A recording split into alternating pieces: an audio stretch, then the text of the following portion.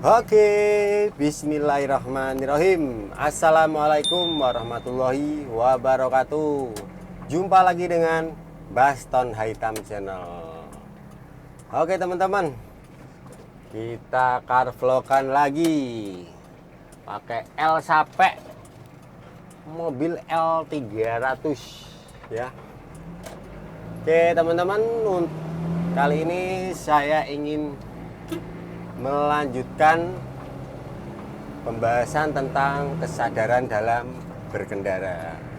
Nah, buat teman-teman yang belum nonton apa itu kesadaran berkendara, teman-teman bisa tonton dulu video-video saya sebelumnya, atau juga mungkin tonton ini sampai selesai ya, supaya nanti pas kembali ke awal nonton video saya yang pertama ya, itu tentang kesadaran dalam berkendara, teman-teman tambah tahu gitu teman-teman. Nah, kali ini saya mau melanjutkan untuk pengertian yang kedua teman-teman, yaitu pengertian kedua itu adalah tentang bagaimana kendaraan kita atau kendaraan yang kita pakai ya, mau itu motor ataupun mobil ataupun dan sebagainya ya.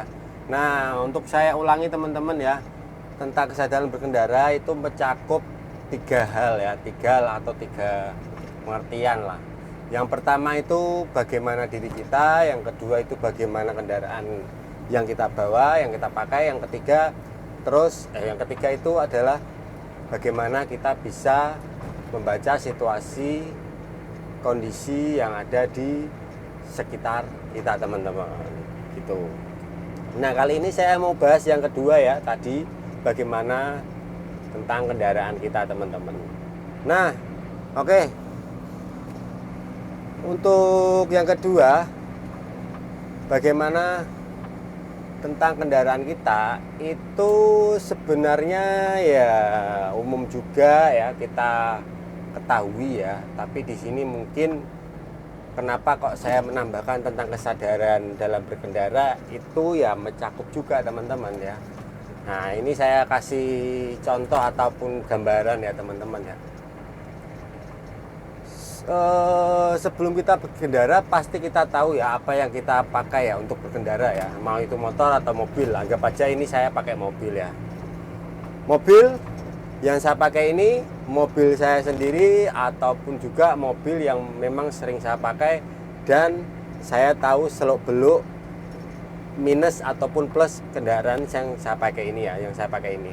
Terus atau yang kedua itu adalah kendaraan yang kita pinjam ya, kita pinjam dari teman kita ya, itu atau juga kendaraan yang kita pakai itu sama sekali kita tidak tahu apa-apa, kita pakai saja.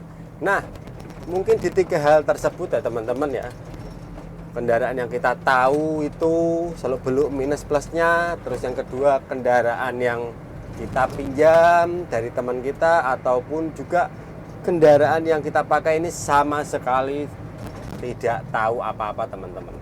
Nah, untuk yang pertama teman-teman, kalau kendaraan yang kita pakai ya ini seperti ini ya, mau itu kendaraannya baru ya ataupun apa namanya lama, tapi kita yang pakai, pasti kita tahu teman-teman.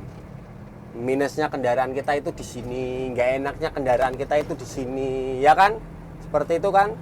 Nah, kalau sudah seperti itu pasti teman-teman kan tahu apa yang harus dilakukan. Nah, disitulah teman-teman artinya sudah melakukan yang namanya kesadaran dalam berkendara gitu. Disitulah teman-teman, ketika teman-teman oh iya saya tahu kendaraan saya seperti ini. Disitulah teman-teman sudah melakukan yang namanya kesadaran dalam berkendara, itu maksud saya. Nah, terus kalau kita tahu kendaraan kita minus, lebih detailnya lagi, contoh bannya tipis. Kalau kita masih mengendarai dengan kencang ya, dengan manuver yang banyak manuver, kita kalau tahu seperti itu harusnya kita mikir, oh iya kalau saya kencang ban saya tipis bisa saja mengakibatkan meletus ban. Harusnya seperti itu teman-teman. Tapi kalau teman-teman masih mengabaikan itu, teman-teman sudah tahu kok masih mengebut, ya udah, resiko ditanggung teman-teman sendiri ya. Itu artinya kalau teman-teman tahu, berarti teman-teman itu sudah melakukan tentang kesadaran dalam berkendara. Tapi kalau teman-teman tidak tahu dalam arti mengabaikan, artinya teman-teman tidak melakukan kesadaran dalam berkendara. Toh juga itu buat kita sendiri ya, buat keselamatan kita, buat keselamatan penumpang kita, buat muatan kita dan lain sebagainya teman-teman.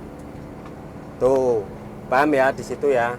Oke, untuk contoh yang kedua tentang kendaraan yang kita pinjam teman-teman ya. Kita pinjam sama teman kita, anggap aja mobil A ya, mobil A. Teman kita sudah mengatakan koplingnya nggak enak, agak bunyi krek. Nah, terus yang kedua mungkin remnya kurang pakem. Nah, ketika kita sudah dikasih tahu seperti itu, harusnya apa teman-teman? Kita ya juga harus ngerti, peka. Oh, berarti saya harus hati-hati. Kalau belum nemu yang namanya tadi yang dikatakan remnya kurang pakem, mungkin kita bisa coba dulu. Oh iya, ini apa? Kurang pakem, nggak enak. Berarti apa yang harus kita lakukan teman-teman kita ketika berkendara? Ya kita harus hati-hati gitu. Jangan malah ngebut kenceng. Nah, orang itu juga bukan kendaraan kita. Ya kalau mungkin kendaraan kita mungkin bisa mengatasi ya. Kalau bukan kendaraan kita, apalagi itu kendaraan yang mungkin baru kita pakai ya. Sebagai contoh, kita tidak pernah pakai mobil A, pakai mobil B, kok malah kita memakainya dengan cara seperti kita milik pribadi gitu loh, atau ugal-ugalan atau bagaimana lah. Ya itu namanya kan ya, yang pertama juga sudah tidak menghargai teman kita yang sudah meminjamkan, yang kedua malah kita mengabaikan ya gitu loh, mengabaikan yang keselamatan kita dan juga keselamatan motor yang kita pinjam itu teman-teman. Seperti itulah, kurang lebih seperti itu teman-teman, dan mungkin secara detail tuh banyak ya dan panjang banget gitu ya. Terus selanjutnya, bagaimana kalau kita tidak tahu apa-apa tentang kendaraan yang kita pakai? Kita pinjem ya, contohnya pinjem tapi tidak dikasih tahu, atau juga kita apa namanya buru-buru, woi pinjem motor ya, woi pinjem mobil ya, buat ini ya, seperti itu. Atau juga kita pinjem juga si pemiliknya sudah ngasih tahu A contohnya ya, bannya tipis, padahal ada minus lagi di contohnya di remnya gitu, seperti itu. Atau juga mungkin di persnelingnya itu susah masuknya di gigi berapa gitu. Nah di situ teman-teman, kalau teman-teman ternyata kepreng ya, sama kepreng ibaratnya ya, lah kamu tadi ngasih taunya rem aja, kok malah ternyata gigi masuk 3 susah banget ya. Akhirnya apa teman-teman, kita masukin kan agak susah tuh, agak angel atau berat ya, seperti itu kan ya kan itu akhirnya kan juga menyusahkan kita teman-teman ya gak. Nah mungkin ketika kita memakai dalam 1 kali sudah ketahuan ya, atau 2 kali, wah ini susah ini, ya harusnya mungkin di ketiga kalinya kita sudah memakai perasaan ya, namanya perasaan kita untuk oh ternyata enaknya tuh di sini nih ketika RPM sekian harus saya masukkan dengan cara sepelan ini, sekencang ini, atau bagaimana. Ini dengan tanda kutip mungkin kita sudah pro atau sudah ahli dalam merasakan atau berkendara ya teman-teman ya. Jadi mungkin kalau menjumpai yang minus-minus seperti itu, kita bisa mudah untuk menguasai teman-teman ya kan. Nah kalau belum ya saya juga nggak tahu ya, mungkin kalau belum bisa-bisa ngerusak kendaraan itu ya langsung ambrol. Mungkin tinggal contohnya di apa ya bahasanya ya, dikencengkan dengan kasar, grek, ternyata mengakibatkan persneling atau gigi dari persneling itu bisa rontok atau juga bisa terkunci kalau itu tidak tahu. Nah, itu kan ya fatal juga ya, udah kendaraan kita pinjem malah kita hitungannya ngerusakin ya, kan ya nggak enak gitu ya, kan akhirnya kita bisa mengakibatkan kerugian banyak ya, lebih-lebih mungkin bisa jadi orang lain yang ada di sekitar kita, di belakang kita ataupun di mana saja ya yang kita lewati malah jadi terugikan, mungkin ketabrak, mungkin ke serempet atau mungkin ke bagaimana seperti itulah. Dan mungkin banyak lagi tentang kedetailan di situ teman-teman, nanti kita akan bahas. Oke teman-teman, mungkin ketiga tadi ya, yang pertama tentang kendaraan kita ya. Yang pertama mungkin kita sudah sering pakai kendaraan kita ya, kita pasti tahu seluk beluknya, kita pasti sudah mengecek atau tidak mengecek.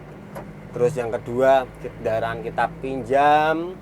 Terus yang ketiga, kita tidak tahu sama sekali kendaraan itu ya.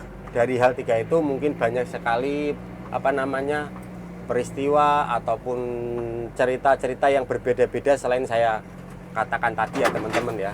Jadi mungkin bisa dibilang teman-teman juga harus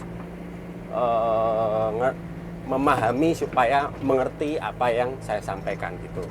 Saya kan teman-teman ini tuh juga melakukan ya, apalagi kalau teman-teman sebagai pelaku pengendara langsung ya. Saya yakin sih semua pelaku ya, khususnya mungkin kalau nggak bisa nyetir ya pakai motor gitu teman-teman. Itu sebagai contohnya seperti itu teman-teman. Jadi teman-teman, itulah pengertian yang kedua tentang bagaimana kita tahu atau memakai kendaraan yang kita pakai gitu teman-teman. Untuk selanjutnya yang ketiga tentang bagaimana kita bisa membaca situasi dan kondisi yang ada di sekitar kita, yang depan kita ataupun di mana saja, itu nanti kita bahas di video berikutnya ya teman-teman ya. Oke teman-teman, terima kasih ya sudah menonton, semoga tadi bermanfaat ya buat teman-teman dan semoga mengerti ya. Memang mungkin bisa dibilang sulit ya, sulit dalam arti karena sudah terbiasa melakukan yang belum biasa, tapi semuanya itu perlu yang namanya dilatih teman-teman. Kalau teman-teman mau melatih itu, saya yakin insya Allah gampang kok gitu, nggak susah. Toh juga itu juga demi kita ya, demi keselamatan kita, demi kenyamanan orang lain dan lain sebagainya teman-teman. Intinya jangan sampai kita terjadi hal-hal yang tidak kita inginkan gitu. Oke, terima kasih teman-teman ya sudah menonton ya. Jangan lupa teman-teman dibantu subscribe, like, komen, dan share video ini ya. Sekian dari saya teman-teman, mohon maaf sekali lagi kalau ada kata atau kurangnya. Terus dilatih kesadaran dalam berkendaranya ya. Sekian dari saya teman-teman. Wassalamualaikum warahmatullahi wabarakatuh.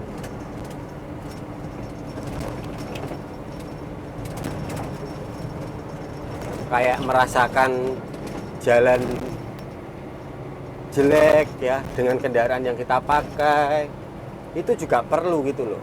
Kalau kita asal ngebut aja jalannya jelek, kan ya imbasnya mungkin terjadi kerusakan di kendaraan kita. Lebih-lebih juga ada lagi penumpang yang kita bawa itu tidak nyaman, terus selanjutnya mungkin muatan yang kita bawa juga bisa rusak ataupun jatuh seperti itu.